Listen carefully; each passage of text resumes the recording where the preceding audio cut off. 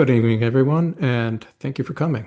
My name is Sergio Arbiza, and I'm honored to be a co-chair for the NABS Advocacy Committee. Uh, Today, we will be talking about recent developments on the legal disability landscape. First off, we have updates on Texas versus Kennedy. Yes, we did cover this earlier in March, but since there have been changes, very important to know what's going on. Discussing these changes, we have Kaylee Brendel. All right. Thank you so much, Sergio. Good evening, everyone. My name is Kaylee Brendel, and I'm honored to serve as the chair of the NABS Advocacy Committee and a board member of NABS. And I'm so grateful to be back with you all and talking to you about Texas v. Kennedy. Again, part two. So just a little bit of a recap. So this case involves 17 states suing the United States Department of Health and Human Services, claiming that Section 504 of the Rehabilitation Act of 1973 is unconstitutional. So this was what they laid out in a complaint they filed at the Northern Texas District Court on September 26th, 2024. Now, sort of what alerted them to the presence of Section 504 was a 2024 updated rule released by the Biden administration. Now, this rule did a few things that these 17 states take issue with. First, it codified gender dysphoria as a disability consistent with a Fourth Circuit Court ruling that stated as such. Second, it clarified a mandate that's been in place for 50 years, stating that disabled people must receive services in the most integrated setting. That's going to come into play later and be very important, that this mandate has been in place for 50 years. This rule just clarified it.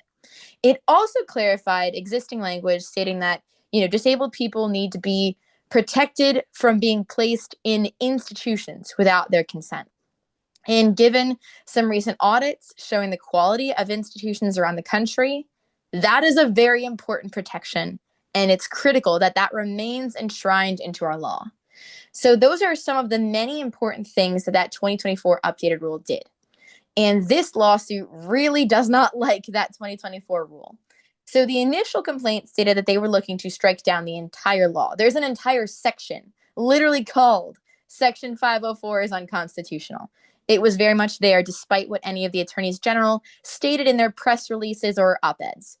In February, we talked about how, or in March, on March's call rather, we talked about a February joint status report that had been released. This was significant because the 17 states were filing alongside the Department of Health and Human Services. So they were filing together. HHS and Secretary Kennedy agreed with the claims that they were making. So that was a very significant step backward for disability rights here. So they were trying to kind of play defensive with this status report and say, oh, we never intended to move that Section 504 was unconstitutional, despite the fact that that was written in their complaint. And today, 3 months later, they still have made no attempt to change the language of that complaint. So the language asking that Section 504 be declared unconstitutional is still in the complaint. Now, real quick sidebar. What Section 504 does, we went into a lot of detail about this in March, specifically with our amazing legal program coordinator, Sanjo Steele-Lachard. But Section 504 is the reason disabled children across the country have 504 plans in school. And it's the reason that any program or entity receiving federal funding cannot discriminate on the basis of disability. So that's the reason that federal buildings or any building receiving a drop of federal funding has elevators, wheelchair accessibility, braille signage, everything like that. It's the reason for so much, right? If you imagine disability law as a staircase, Section 504 is the foundation upon which all other laws stem from. So if 504 is killed, that will affect the laws that were passed with the assumption that 504 was already in place, like the Individuals with Disabilities Education Act, which gives us our IEPs, like the Americans with Disabilities Act, like the Help America Vote Act, like the Air Carriers Access Act, which we'll hear a little bit more about later. So this is huge law that we cannot afford to lose. So in that February joint status report filed by the 17 states and Secretary Kennedy, we had an important clarification. They stated that the parts that they took issue with from 504 were the classification of gender dysphoria as a disability, the most integrated setting mandate, and the protection against institutionalization. Those are what they cited. This is where it gets interesting since our March Dare call on 504. On April 10th, Secretary Kennedy wiped gender dysphoria out of Section 504. It's gone. It is no longer able to be enforced because of Kennedy's directive. But the lawsuit is still here. Now, that's significant because a few states were very public about the fact that the only reason they were part of this lawsuit was because of its relation to gender dysphoria. For example, the Utah Attorney General said, quote, the Biden administration added gender dysphoria as a covered disability under Section 504. And the lawsuit is really focusing on that and whether they had the authority to do that. That was Utah. Iowa said something similar. The Biden-Harris administration's transgender mandate violates the 504 law that protects kids with disabilities and jeopardizes schools around the country and school accommodations. So that was Iowa. Indiana's attorney general cited the fact that he has a disabled son as a defense for why he would never jeopardize Section 504. In Texas, the state that's really leading the charge on this one had a similar claim about we are suing because of this gender dysphoria thing. And South Carolina even went as far as to say the sole reason we're suing is because of this gender dysphoria protection. So it's very peculiar and interesting that a month and a half after Secretary Kennedy took out gender dysphoria, this lawsuit is still here, despite all of these states saying gender dysphoria is the only reason why we're here. Now, the February Joint Status Report paints that different picture, though, right? So gender dysphoria is one of the three things that they went after. They also went after the most integrated setting mandate, which could affect education, healthcare, institutions, so many aspects of society, and, the institution part more broadly. So that is something that's very, very important to note. Now, the media has made it seem as though this case is no longer something to worry about. But there's an important distinction between a suit being on pause and a suit being dropped. This suit has not been dropped, and none of the 17 states, despite promises to do so, have withdrawn. So we are very much still here with this lawsuit, and we need to keep monitoring it very carefully because it could be, quote unquote, unpaused any day. And one of my amazing co-chairs, Ava Oriana, spotlighted Judge James Wesley Hendricks in March. And we talked about the reality that if you have a plaintiff that agrees with these claims, and you have a defendant that agrees with these claims, and you have a judge that would likely be sympathetic to these claims, we know what might happen once this suit is unpaused. So it's very important to remain diligent and keep an eye on this suit. So that is what I have to share in terms of updates to, I'm so sorry. My lovely technology. One last little piece that's important is Alaska's Attorney General has made a big show of clarifying the difference between facial versus as applied constitutional challenges to a law. And a lot of other attorneys general have cited this too. And it's a lot of legalese, so here's kind of a simple answer. A facial challenge to a law means they're challenging the entire law. No ifs, ands, or buts, the entire law is getting potentially struck down. And that is what that complaint purported to do to 504.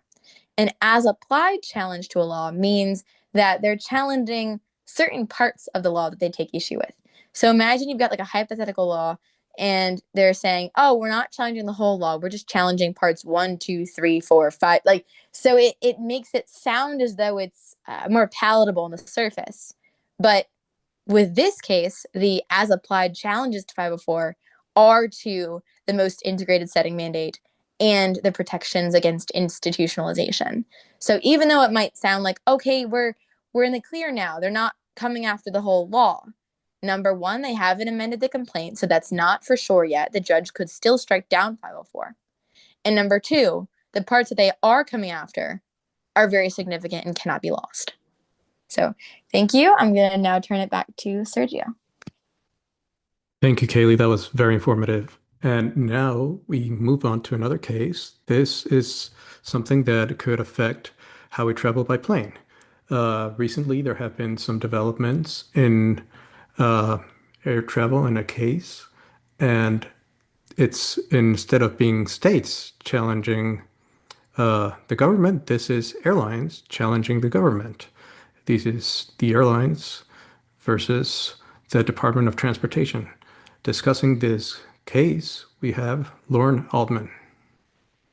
All right. Hi, everyone. I'm excited to be talking to you guys about this today. I will be filling in for Soso, who is currently unable to present, but she was the one who informed me with all the key points to hit. So thank you so much, Aslu, for doing the groundwork.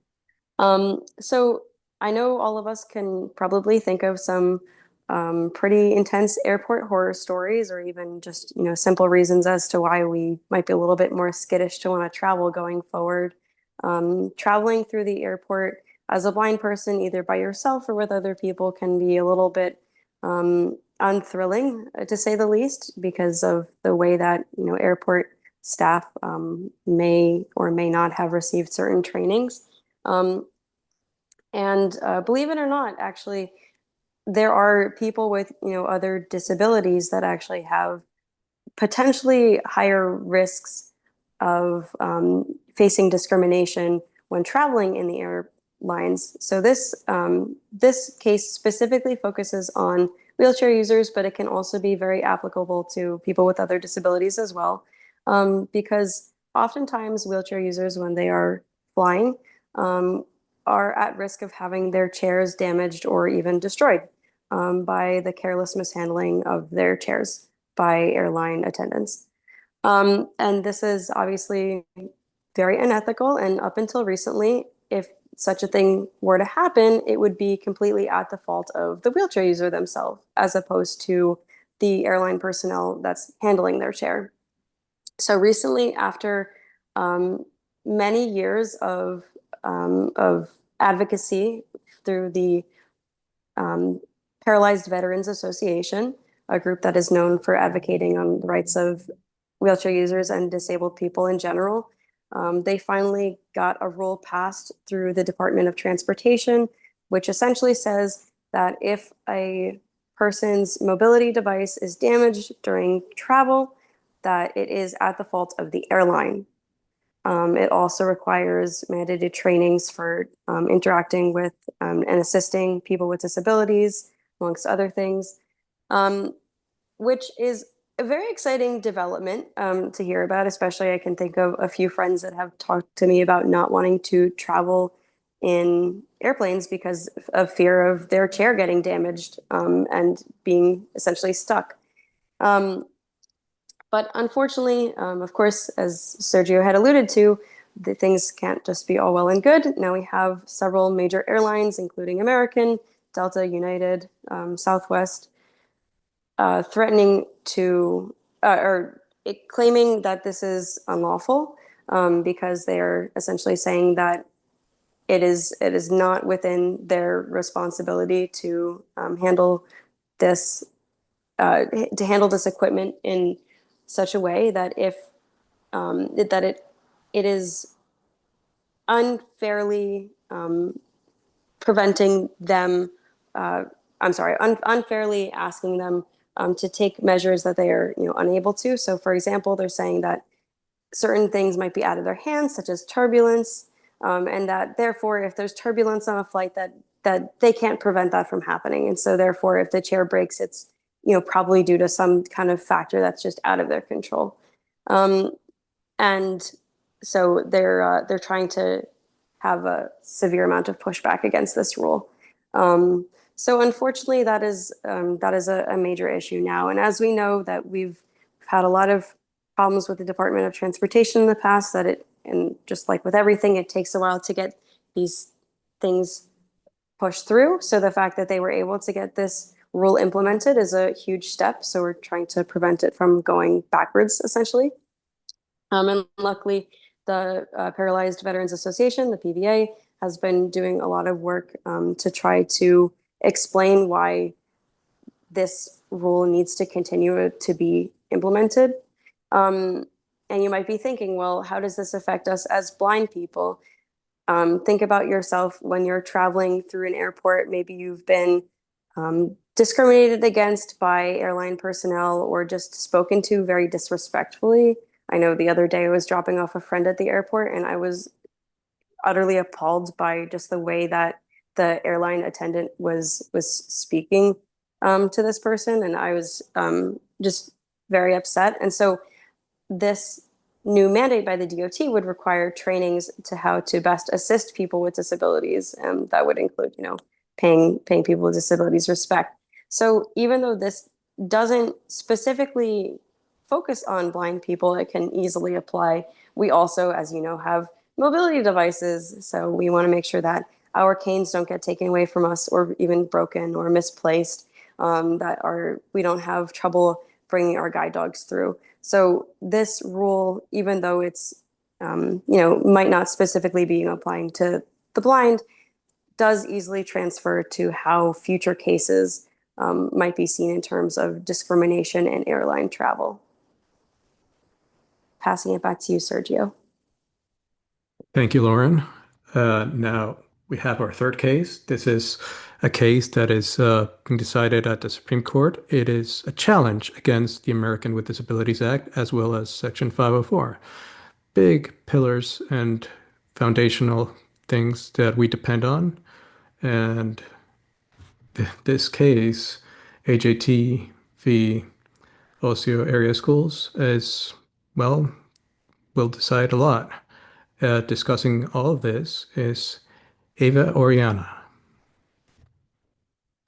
Hello, guys. So I am super excited to talk to you guys about this case because this is going to be really important and it also does pertain to Texas v. Becerra. So just some background on this case. AJT is um, about a student. Her name is Ava. She has severe epilepsy, which she experiences a lot of seizures during the morning, so she is unable to attend school until about noon. Her parents requested that she would have evening classes from the Osseo area schools to ensure that she would receive an education that was, equal to her peers. Although the school offered some accommodations, like having a one-on-one and extending her school day, they denied the request for having evening classes. So the main issue of this case was whether or not the the school district's decision to deny evening instruction constitutes as discrimination under Section 504 of the Rehabilitation Act, as well as the Americans with Disabilities Act. The court ruled in favor of the school district, dismissing AJT's uh, family's claims of discrimination. The district court granted summary judgment, and the U.S. Court of Appeals from the Eighth Circuit upheld the decision, stating that the accommodations provided were adequate and aligned with the school's policy constraints. In simpler terms, the district court made a decision without a full trial because they believed that there were no significant factors in dispute that required a jury's examination. They determined that the law clearly supported the school district's position.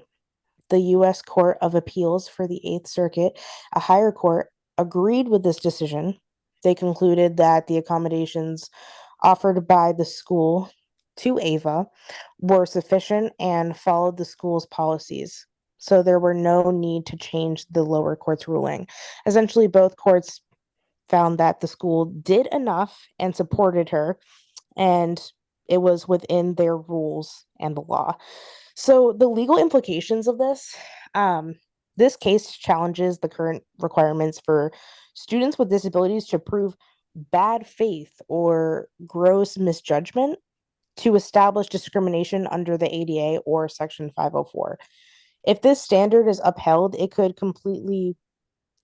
complicate the ability for students with disabilities to succeed in discrimination claims. This sets a daunting standard that may hinder their ability to seek justice. The burden of proof allows this burden of proof is how is it possible to accurately depict that a school district is doing this out of bad faith, because whether a student has accommodations in place already, that doesn't necessarily determine whether they are helpful or not for that student.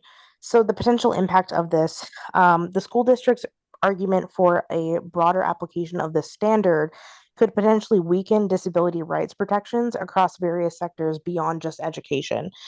So Texas v. Becerra, how this case, you know, how they connect in a way. Um, so in Texas v. Becerra, this case examines the potential narrowing of disability protections if interpretations of Section 504 change. So it raises the question as to what might happen if the current legal framework is weakened. And a ruling in the Texas case could limit Section 504's scope and significantly alter how accommodations are provided to all students with disabilities. This could reduce the options available to students like Ava, making it harder for them to receive the necessary academic support or in any educational setting. So, in conclusion, both AJT versus ASEO schools and Texas v. Becerra, it shows the ongoing challenges in achieving equal accommodation opportunities for students with disabilities. This case could have lasting effects on the foundation of disability rights, which ultimately it just shows all of the complexities of the law and of Section 504 as well as the ADA. So I thank you for you guys taking the time to listen tonight. And I just encourage you to stay informed about these important developments in disability law as well as educational law. Thank you.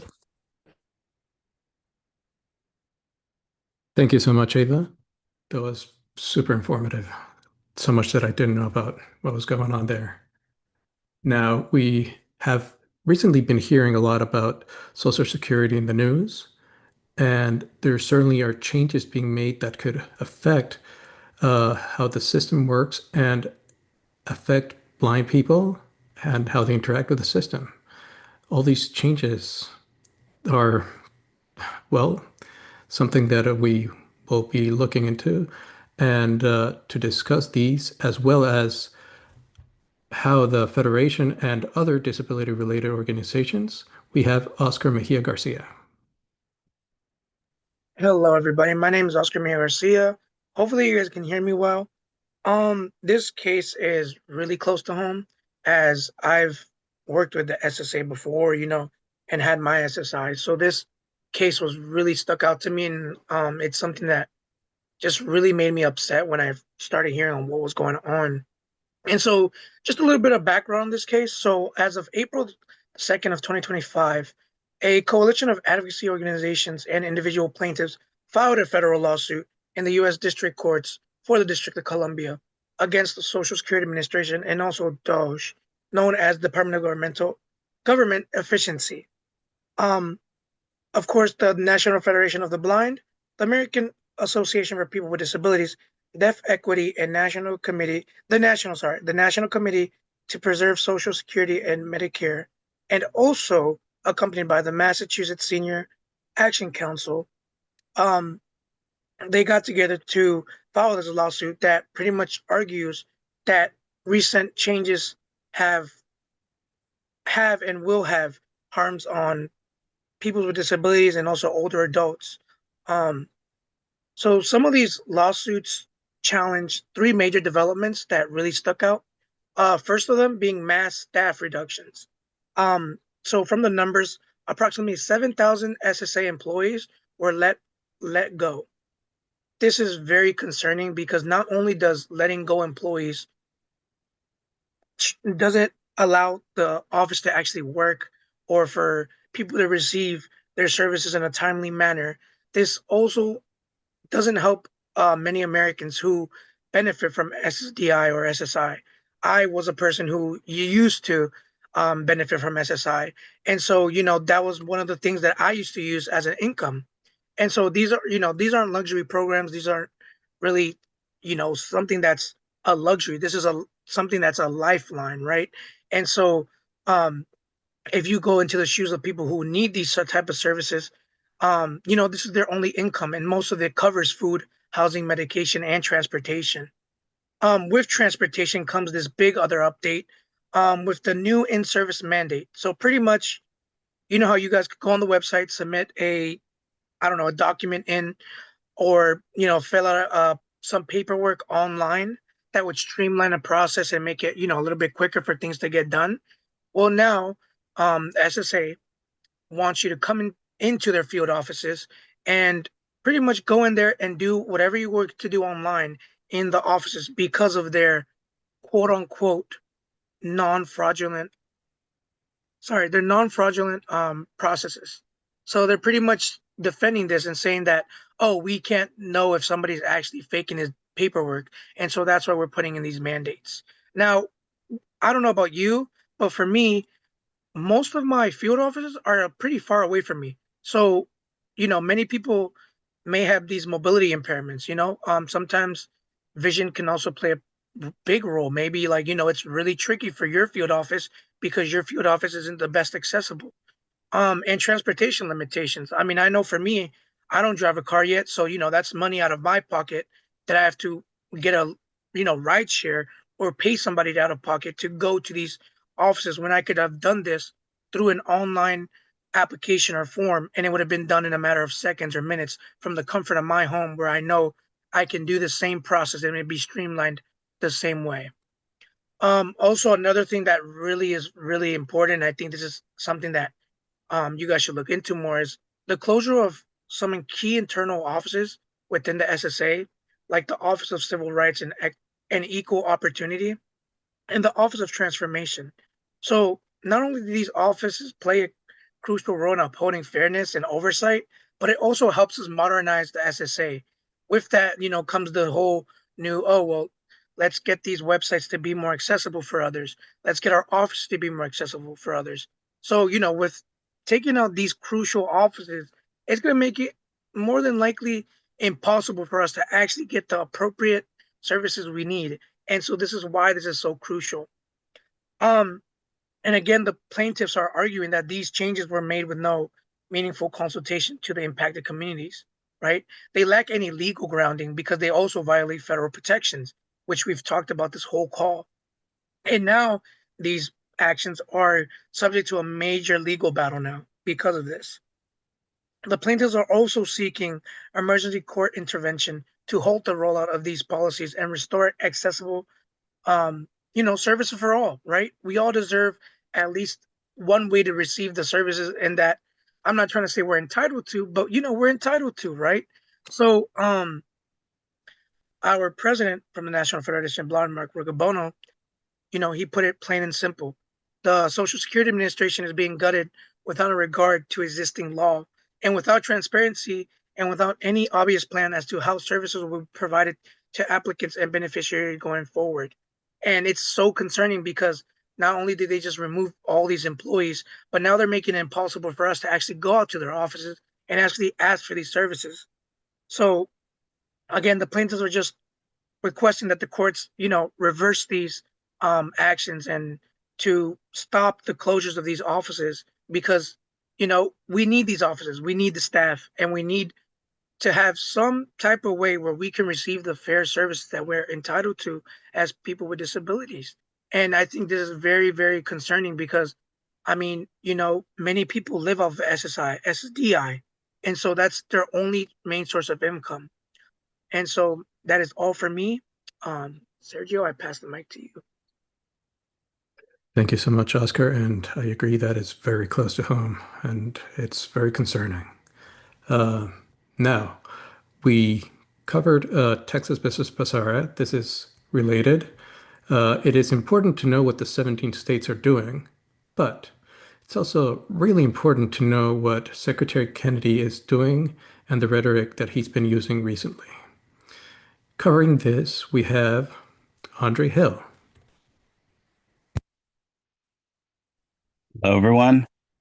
Before I give you an update on the latest efforts regarding autism at the Department of Health and Human Services, I would like to share a clip from the current DHH Secretary, Robert Kennedy's comments on the subject from a few months ago. Lauren, could you play that clip, please?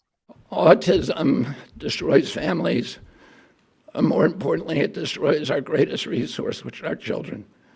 These are children who should not be suffering like this. These are kids who, many of them were fully functional and regressed because of some environmental exposure into autism when they're 2 years old. And these are kids who will never pay taxes, they'll never hold a job, they'll never play baseball, they'll never write a poem, they'll never go out on a date. Many of them will never use a toilet unassisted. Those are some of the words from the HHS secretary. Recently, during a HHS press conference to unveil his autism study, Secretary Kennedy said, quote, "One of the things I think we need to move away from today is the ideology that this diagnosis, rather than the relentless increases, are simply artifacts of better diagnostics, better recognition. Doctors and therapists in the past weren't stupid. They weren't missing all these cases. This this epidemic is real."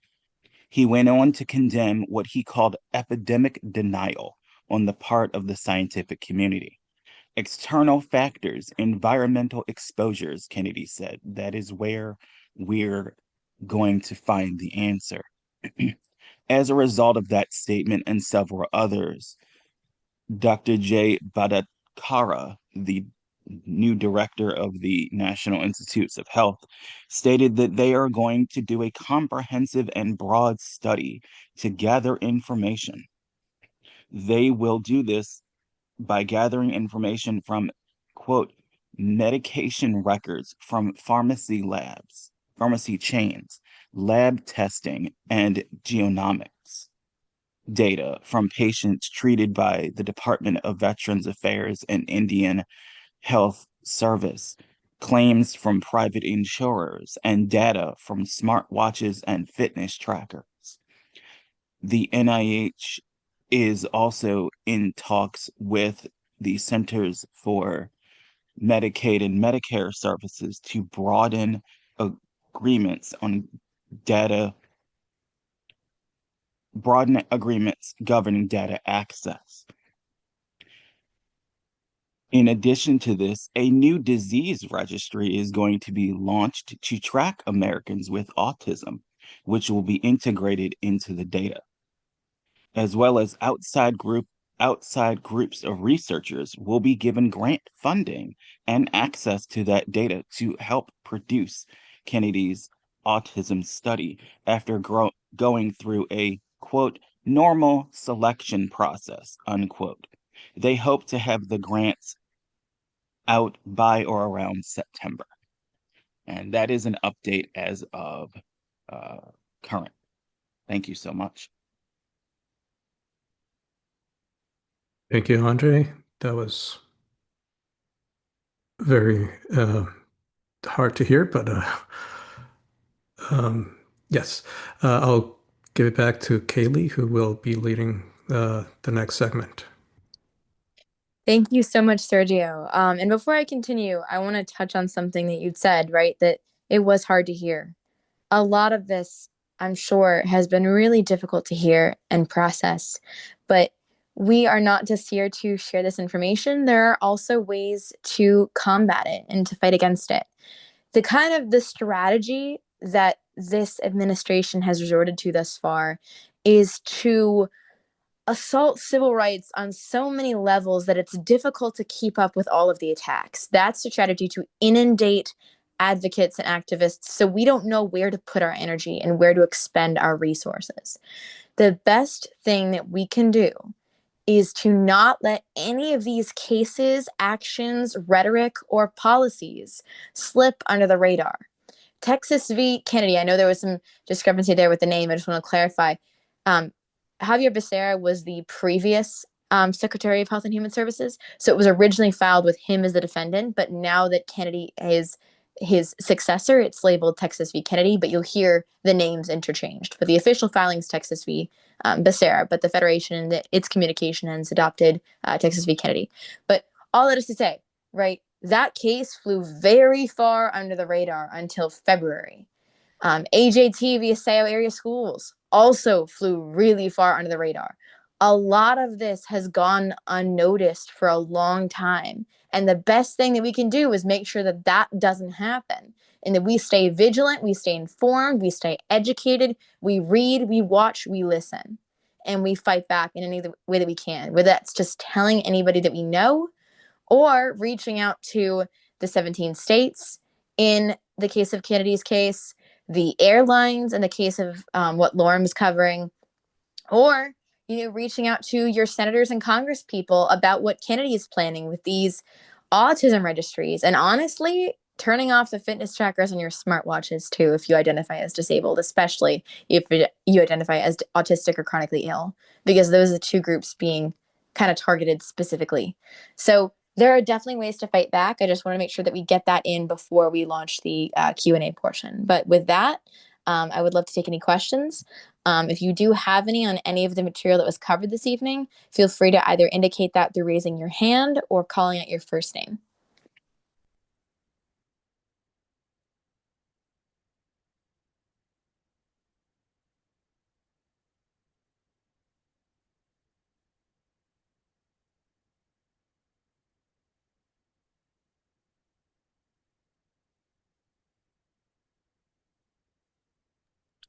Kaylee, I see a question in the chat. Yep, go for it. Can you read it out? Yeah, it says, how do you suggest we stay informed with developments in these cases, keeping in mind the technical nature of the disputes? Absolutely. So I think what's critical is finding a news source that's going to keep you up to date, but also that's going to kind of do away with the legalese and keep everything as plain as possible, right? Because that legalese is a lot to sift through. There are some Facebook accounts that do that. There are some publications that do that. Disability Scoop is a good example. Justice and Aging is a good example. You have the Autistic Self-Advocacy Network. They publish a lot of great material. The Bazelon Center for Mental Health Law, Disability Rights Education and Defense Fund. These are all organizations, and of course, our very own National Federation of the Blind. In the Braille Monitor, there's specifically a piece about Texas v. Kennedy and its implications. So really dialing into those publications and any articles released by any of those sources is going to be your best bet. Because unfortunately, the mainstream media is not covering this to the extent that we wish it was covered. Kennedy's comments on autism and his subsequent comments on the autism registry has been the one exception. That was broken by CBS News, which is a massive breakthrough. And that shows that people are starting to watch. But some of these cases are really not being covered a lot by mainstream media. So with that, you want to dial into American Association of People with Disabilities as well, but DREDF, Bazelon Center for Mental Health Law, NFB, Autistic Self-Advocacy Network, any of these organizations that release pieces about them, because they're the ones really keeping great tabs on it. So reading what they put out is going to be a great first step. So thank you so much for that question. We really appreciate it. Any other questions? Feel free to raise your hand, call out your first name, or put it in the chat. And one of our lovely co-chairs will read it out.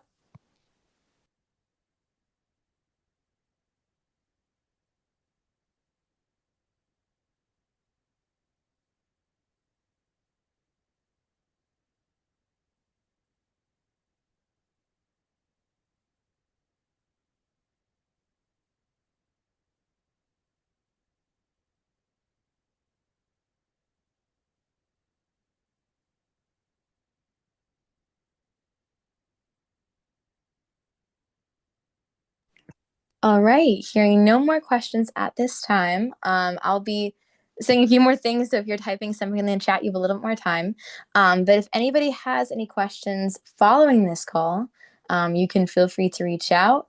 I will state my email address out loud. And if one of my lovely co-chairs could type it, that'd be amazing because my technology is being quite kind at the moment. I got it. But thank you. But it is kayleighbrendel@gmail.com. That's KALEIGHBRENDLE@gmail.com. I would like to thank all of my co-chairs and task force members for presenting on these issues that are very important to stay informed about. And I would like to encourage anybody on this call and anyone who's listening to this recording in the days and weeks and months ahead to please reach out to either the attorneys general in one of the 17 states or to your congresspeople and senators about what you've heard. With the 17 states, one last note there is you want to cater your approach to the attorney general you're reaching out to specifically. So if you have an attorney general like the one in Indiana, Todd Vaquita, who's talking about the fact that he has a disabled son and that he just filed this suit or joined onto this suit because of gender dysphoria, with him, you want to talk about the fact that gender dysphoria as of April 10th is no longer a factor here. It's no longer enforceable. But if you have a state like Alaska, which has made it very clear that they have an issue with the 2024 updates, not just gender dysphoria, that approach and that communication needs to be differently structured. So just an important note there. But definitely reach out to whoever you can. Stay informed, stay engaged, stay active.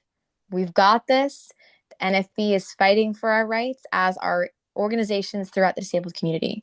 So with that, we're going to stop the recording.